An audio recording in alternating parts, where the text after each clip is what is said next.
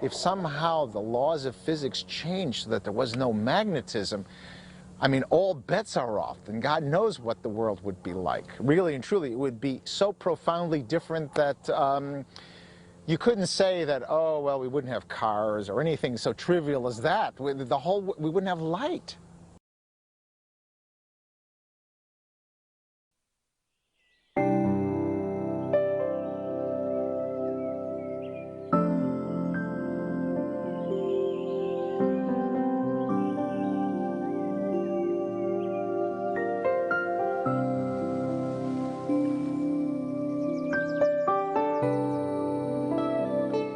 If you look at our fellow inhabitants on Earth, they seem to know where they're going. But how do they know? Biomagnetism may be the answer. Well, there's been speculation for a long time about the Earth's magnetic field providing a cue that could be used by organisms, especially after humans were able to use the magnetic compass as a navigational aid. People speculated, well, the Earth's magnetic field could also provide a cue to other organisms in navigating their way through the world. The mystery of how animals can navigate is a big problem in sensory biology. How does an animal know to do that? And various groups of biologists have studied this, and it turns out you discover that animals are extremely clever. Pigeons, for example, can hear sounds both higher and lower frequencies than humans do. They can hear bridge vibrations in New York and home on it. They can see polarized light patterns in the sky. They have a sun compass.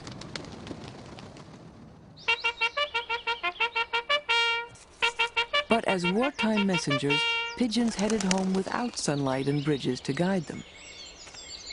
There had to be another technique the birds were using to find their way. The answer came on a cloudy day in 1974 when Cornell University researchers attached magnets to pigeons' heads. Birds that normally flew directly home became hopelessly disoriented.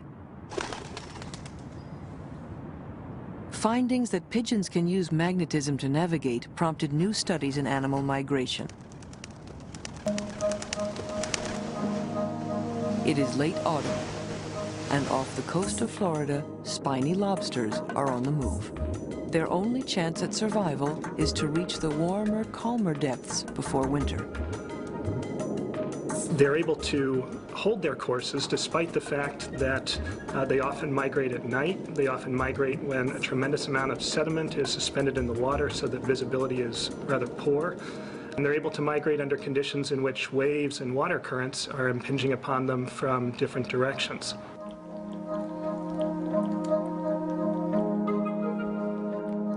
To find out if lobsters have a magnetic sense, Ken Lohman set up a tank where he can control the magnetic field. Once in the tank, the lobster on a leash orients itself based on the existing field in the tank. Going, so we just have to wait for the lobster now. This is a north-seeking lobster. All right, we'll change the field in 5 seconds. Nothing diverts the creature from its course until the direction of the magnetic field is reversed.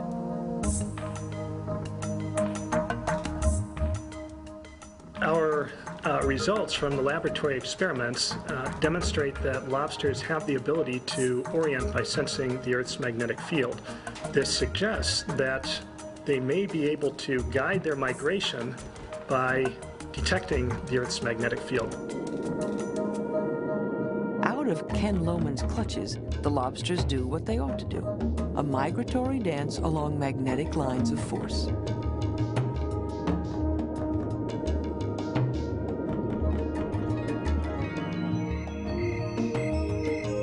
The ability to detect magnetic fields goes beyond pigeons and lobsters. Scores of animals seem to be sensitive to magnetism. This sixth sense might be traced to small grains of lodestone or magnetite found in animals' brains.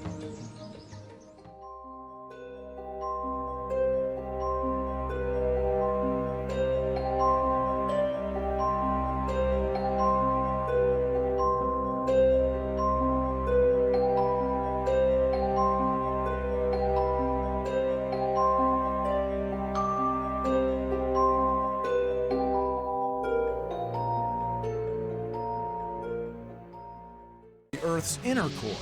Today, through precise seismic measurements, we know that it's made of solid iron. Solid because gravity at the center of the Earth creates a pressure 3 million times the pressure it exerts on the surface. The core that Richard Oldham had discovered turned out to be the Earth's outer core. It's made of liquid iron and other elements, a hot churning mass that generates electric currents, which in turn create the magnetic field that protects the Earth from dangerous cosmic radiation. Together, the two cores that Oldham and Lehman discovered form a massive structure over 4,000 miles in diameter, slightly larger than the planet Mars. At the center of the core, the temperature can be as high as 13,000 degrees Fahrenheit, which is 2,000 degrees hotter than the surface of the sun.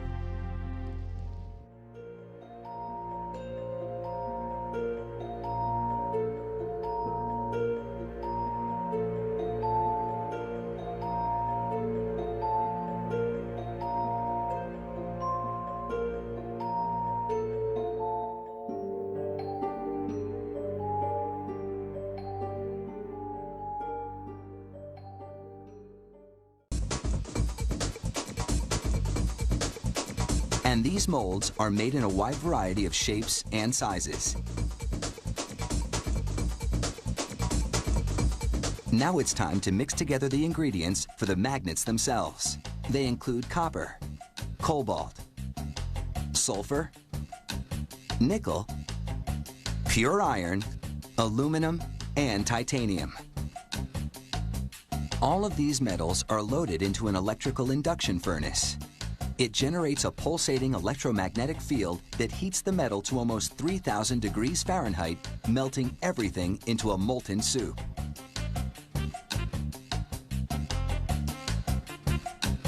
The metal is poured into the molds. All of the pieces are shoveled into a bin, and workers separate the metal from the sand chunks using what else? A magnet. But these metal pieces aren't yet magnetized themselves. That will come later.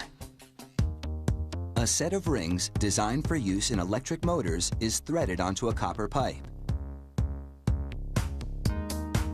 The ring-covered pipe is placed in a tube. Then, silica sand is packed in to hold the rings in position. Both ends of the tube are sealed with concrete.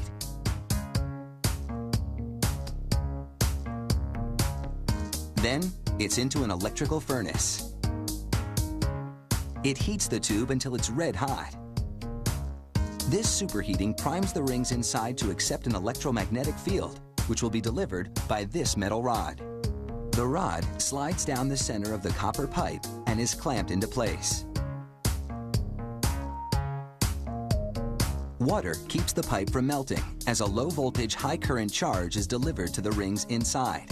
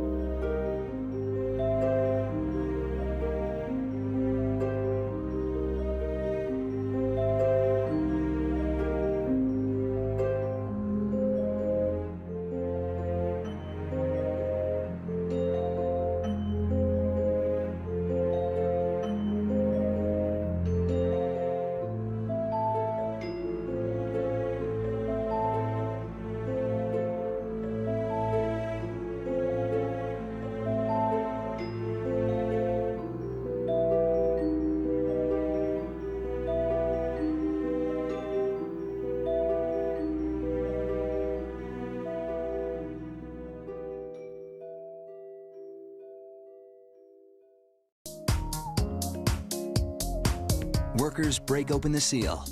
The process has left the rings mildly magnetized.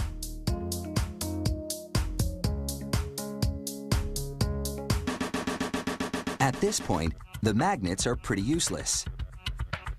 But this machine empowers them with a strong electromagnetic charge.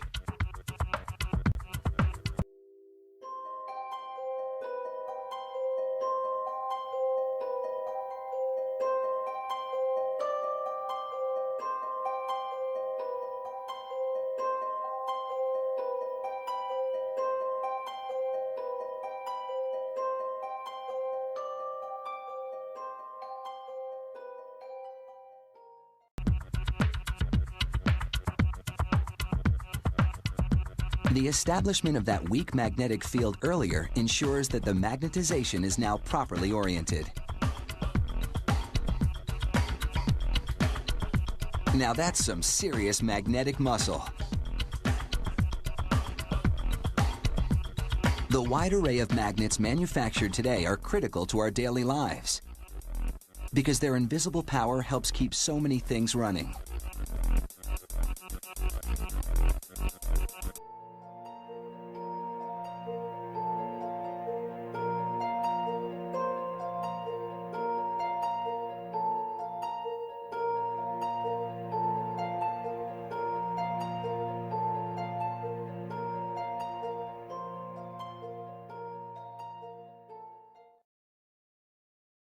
A magnet loses its magnetism if it is heated above a certain temperature called its curie point.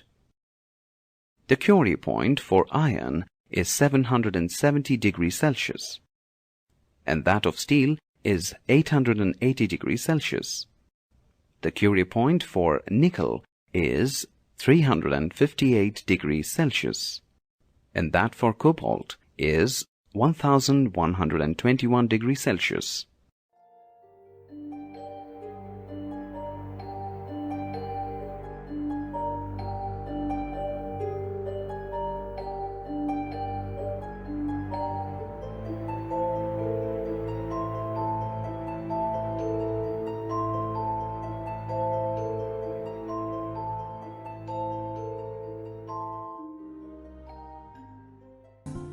The upper part of the mantle is rigid, while at greater depths, the rock is partially melted at temperatures as high as 3,000 degrees Celsius.